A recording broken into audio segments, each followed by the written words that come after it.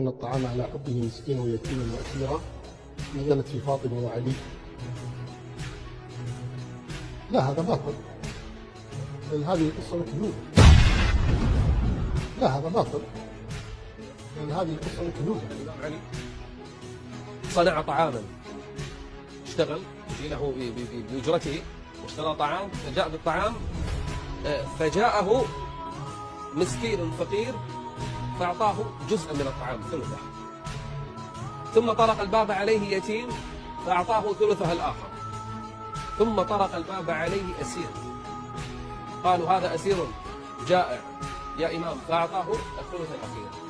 فأنزل الله عز وجل: ويطعمون الطعام على حبه مسكينا، مع أنه يحب الطعام هذا، يبي ياكله ومحتاج إليه، واشتغل يوم كامل علشان يحصل على هذا الطعام مع هذا التبرع به كله.